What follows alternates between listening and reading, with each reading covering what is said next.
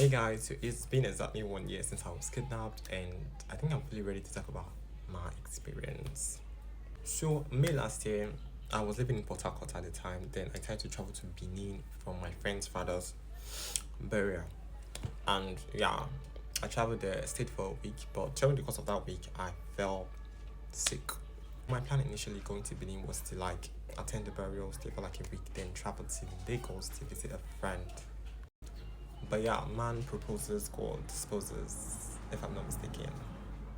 So yeah, I felt really sick, and the thought of not wanting to be a burden to that person struck me, and because of that, I was left in a dilemma. Well, I call it dilemma now, but I was actually trying to contemplate whether or not to go to Lagos or just go back to Port Harcourt entirely. The reason I didn't want to stay back in Benin till I get, better was the fact that my friend had like an event on TikTok June 2nd, and I was supposed to be present, and I didn't want to disappoint him because he has been like, some sort of like a helper. And now the crazy thing about that is the fact that that whole contemplating that I was doing lasted till the very last. When I mean very last, I mean down to when I was in the bus station. I was still contemplating whether or not to go to Lagos or to go to Port Harcourt. And that actually caused like a huge confusion in the sense that my family thought I was going to Port Harcourt. Some of my friends, or majority of my friends, thought I was going to Lagos. At the end of the day, I chose Port Harcourt. Now, fast forward to June 1st, I went to the park that morning. Very early in the morning, I went to the park, but then I realized that I left my ATM card. I was going to pay for the tickets at home, so I decided to go back home to get that ATM card. So by the time I went back home, then came back to the park, the first bus had already left. So I was left to wait for the second bus.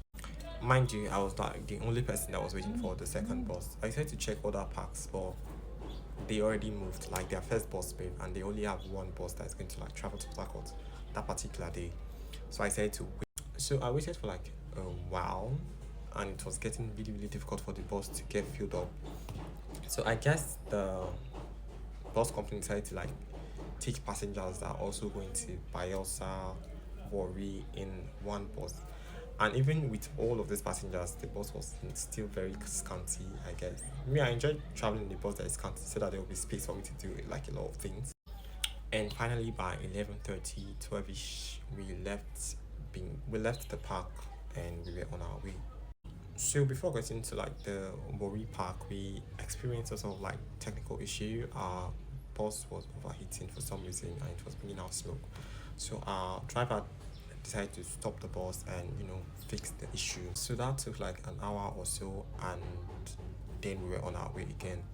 Getting to Wari, some passengers came down at the park. Then again we were on our way. Then we got to Ugili, stopped for food, then continued our journey to Yelsa. What the crazy thing about it is that I don't know how to describe it, but once you go in from Warri down to Port Harcourt, there's like this road that would lead to Bayelsa, and there's this one that would lead to Port Harcourt. But because they had Bayelsa passengers in the vehicle, we had to enter Bayelsa. We had to enter the town in Bayelsa State to go drop some people and some, you know, goods that they were trying to rebuild. They went inside it to go drop it, then they came out. This was already late in the evening. I think it was around past 7, I think. Past 7, that was when we entered Bayelsa. So we came out from Bayelsa and we were back on our calls to Port Harcourt. Then this time I was on call with my friend who was talking to me and asking if I've gotten to where I was going. I said no, I was still on my way. Then I was also chatting with a different friend on Instagram. Mind you, at this point we had just 5 passengers in the bus. So yeah. So guys, remember I was sick and there was like space in the box, so I was like lying down. And then I noticed that okay, yes, our bus slowed down at some point. I felt okay, yes, this was already close to this was close to Port Harcourt town. This was close to Choba. If you guys are aware, or if you guys are familiar with like the roads leading to Port Harcourt, this was close to Choba, and we slowed down. I felt okay, yes, it was like one of those road checkpoints, and then all of a sudden I heard like a large huge sound of glass shattering, like then our glass was like hitting. I think they hit the glass from the side with big sticks and everything. Then they were shooting. They had guns. They were shooting to the. Our driver tried, reversing, like trying to drive back.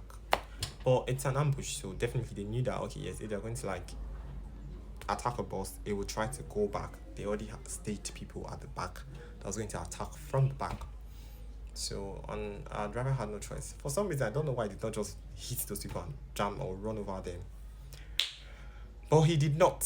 He just decided to like slow down and they hit him. Then they had him on gunpoint. He came down from the bus. So they got a hold of the bus, opened the door, brought us out. They were hitting me. At first, I was really scared that these people were actually ritualists. That was why I was scared of, like, these people are like, organ harvesters, or they want to use us for rituals. I was just scared of that. And I was praying that it shouldn't be that. So I was just shouting, Jesus, Jesus, Jesus, Jesus, Jesus.